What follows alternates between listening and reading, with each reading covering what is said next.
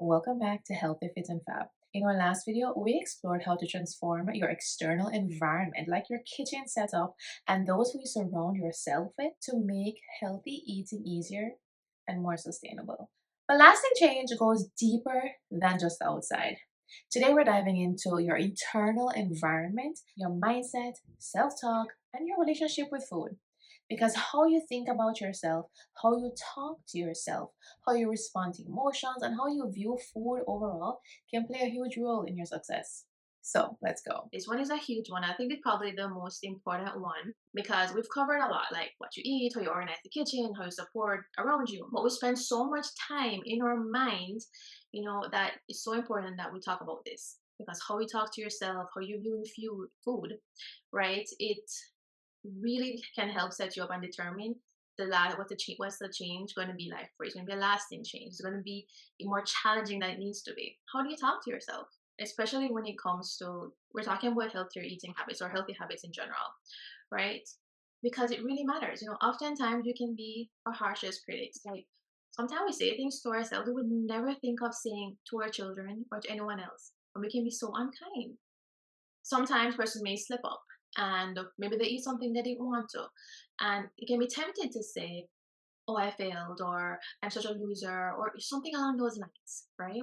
And but what if you were to practice self-compassion and be kind? Acknowledge that you made the choice to eat that burger and fries, for example, and a slice of cake. Acknowledge it, right? But try not to attach that negative emotions to it. And here's some things important.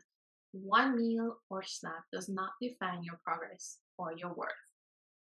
It's something that I want you all to think about, or if you know someone who could really use this information, right? You can tell them, right? Because it's what matters or has the biggest impact is what you do consistently.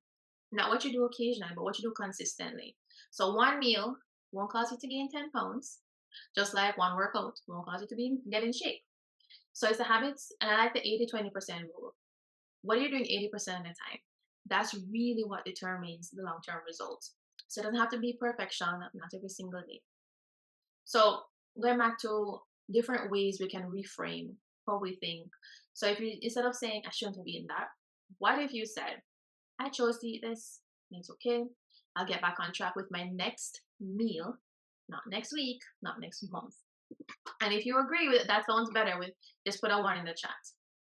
And I mentioned not next meal, I mentioned next meal and not next day or next month because it's easy to fall into the trap of thinking it has to be all or nothing when on our goals, whether it's on your diet or your fitness goals. And one slip up doesn't ruin everything. It's not black and white. And that's what I wanted to think because most persons think that and then it becomes a barrier to success. And one of the biggest challenge there. So I really hope that helps in terms of, recognize it doesn't have to all be perfect. The next is how change, kind of think about how we see food. So many times the way how food is described, it comes off as though food is the enemy, but we need food to survive, right? And food is a good thing. But again, it boils down to how we're doing and how we see it. And I believe that it's important to not label food as good food or bad food because then it can create feelings of the guilt that we spoke about when say feelings of guilt if you eat it, and that can lead to a negative cycle which can cause overeating, shame, and eating disorders as well. But if you view it as neutral, as I mentioned earlier for children, and recognize that some foods nourish your body, right?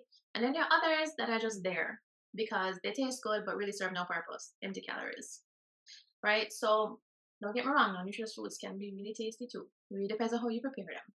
But I'm trying to say is that they all have a place. It's more about balanced lifestyle, thinking about moderation and portion size as well. Now, this way it's not thinking as food as reward or punishment. Then talking about guilt, how can we reduce the guilt around food, right? This is something that many persons do struggle with. And one of the things that many persons find helpful is practicing mindful eating or asking yourself certain questions. So if all of a sudden you're feeling tempted for a muffin or something like that, you were to ask yourself a few questions like, are you physically hungry? Or are you eating to fill an emotional need? Like feeling bored, feeling stressed. Maybe you just got a project right? That you have to hurry, that you have to do, and you're feeling overwhelmed, and all of a sudden you feel hungry. A lot of time, this is how stress, boredom, or sadness can feel. Just like in the movies where you see persons having a breakup, then they reach for the ice cream. So a lot of times, person can have that emotional eating as well. So it's important to note this or recognize or ask yourself or become aware of this because emotional eating is common. And then once you recognize if this is something that is a trigger for you, then two things can happen, right? It allows yourself to now make the choice consciously, right, rather than out of impulse or habit. And then becoming aware of it also helps you to recognize that you have to find healthier coping strategies that can help you to build a healthier relationship with food. So now, if you realize that you're feeling for this out of emotions, ask yourself, what do you need right now that can help you get over this emotion that you're feeling?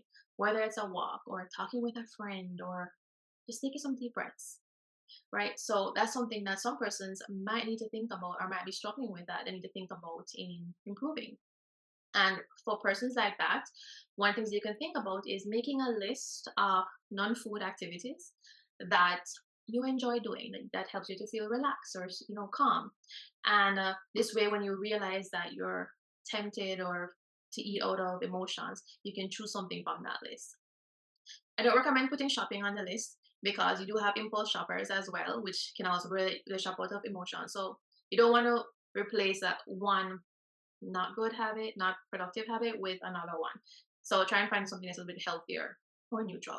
The last thing here that I wanted to mention in terms of the internal environment, it's kind of similar to what we mentioned in the beginning, but it's celebrating your progress, being grateful for where you are in your journey.